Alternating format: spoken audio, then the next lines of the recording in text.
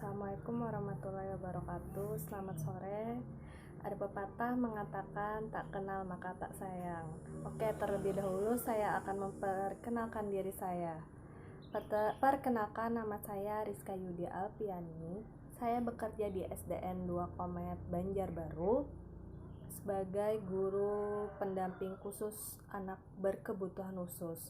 Kemudian saya juga berkuliah di STK IP PGRI Banjarmasin di jurusan Pendidikan Guru Sekolah Dasar. Di sini saya membuat video untuk memenuhi tugas mata kuliah Public Speaking yang diampu oleh Bapak Imam Hendra Saputra MPD. Dan di sini saya akan membahas tentang anak berkebutuhan khusus. Terlebih dahulu saya akan menyampaikan apa sih tujuan saya mengambil tema anak berkebutuhan khusus. Yang pertama, sebagai sarana menumbuhkan semangat dan kesadaran masyarakat terhadap anak berkebutuhan khusus. Dan yang kedua, wujud implementasi Undang-Undang Nomor 20 Tahun 2003 tentang Sistem Pendidikan Nasional Pasal 4 Ayat 1 dan Permendiknas Nomor 70 Tahun 2009 tentang Pendidikan Inklusi bagi peserta didik yang memiliki kelainan dan potensi kecerdasan atau bakat istimewa. Oke, kita lanjut aja ya guys. Apa sih anak berkebutuhan khusus itu? Anak berkebutuhan khusus adalah anak dengan karakteristik khusus yang berbeda-beda dengan anak pada umumnya, tanpa selalu menunjukkan pada ketidakmampuan mental, emosi, dan fisik. Sudah tahu tentang apa itu anak berkebutuhan khusus? Sekarang kita akan mengetahui apa saja klasifikasi anak berkebutuhan khusus. Yang pertama, anak tunanetra. Yang kedua, tunarungu. Yang ketiga, tunagrahita. Yang keempat, tunadaksa. Yang kelima, tunalaras. Yang keenam, kesulitan belajar. Yang ketujuh, gangguan perilaku. Yang kedelapan, anak berbakat. Yang ke-9, anak dengan gangguan kesehatan. Oke. Istilah lain bagi anak berkebutuhan khusus adalah anak istimewa atau anak berbakat istimewa. Karena karakteristik dan hambatan yang dimiliki, anak berkebutuhan khusus memerlukan bentuk pelayanan pendidikan khusus yang disesuaikan dengan kemampuan dan potensi mereka.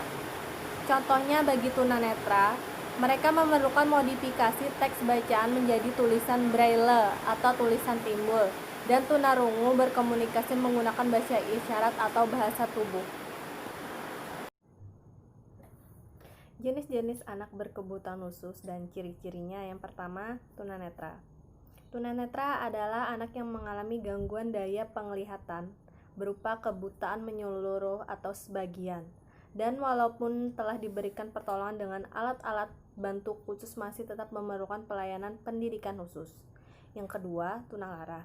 Apa tunalaras itu? Tunalaras adalah anak yang mengalami kesulitan belajar dalam penyesuaian diri dan bertingkah laku tidak sesuai dengan norma-norma yang berlaku dalam lingkungan kelompok usia maupun masyarakat pada umumnya, sehingga merugikan dirinya maupun orang lain. Yang ketiga yaitu tunarungu. Tunarungu adalah anak yang kehilangan seluruh atau sebagian daya pendengaran sehingga mereka kurang mampu untuk mendengarkan secara verbal maupun non-verbal, sehingga diberikan alat bantu, yaitu alat bantu yang ada di telinga itu, sehingga mereka memerlukan pendidikan khusus. Kemudian yaitu yang tunadaksa. Apa itu tunadaksa? Tunadaksa adalah anak yang mengalami kelainan dan atau cacat yang menetap pada alat gerak tulang, sendi, atau otot. Kemudian tunagrahita. Tunagrahita itu adalah anak yang secara nyata mengalami hambatan dan keterlambatan perkembangan mental jauh di bawah rata-rata, IQ di bawah 70, sehingga mengalami kesulitan dan tugas-tugas akademik, komunikasi maupun sosial, dan karenanya memerlukan layanan pendidikan khusus. Cerebral palsy.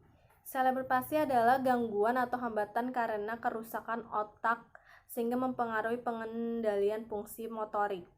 Kemudian autisme. Autisme adalah gangguan perkembangan anak yang disebabkan oleh adanya gangguan pada sistem syaraf pusat yang mengakibatkan gangguan dalam interaksi sosial, komunikasi, dan perilaku.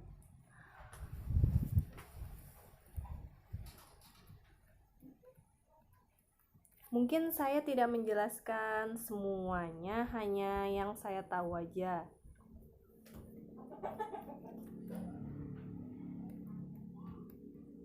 Kemudian anak lambat belajar.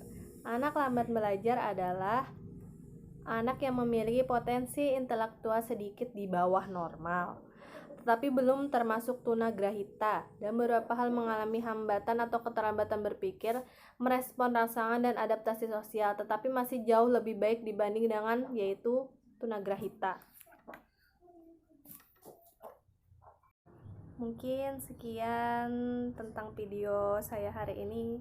Maaf jika video ini tidak bagus karena saya baru pertama kali membuat video untuk mengerjakan tugas mata kuliah ini. Salah hilap mohon dimaafkan. Wassalamualaikum warahmatullahi wabarakatuh.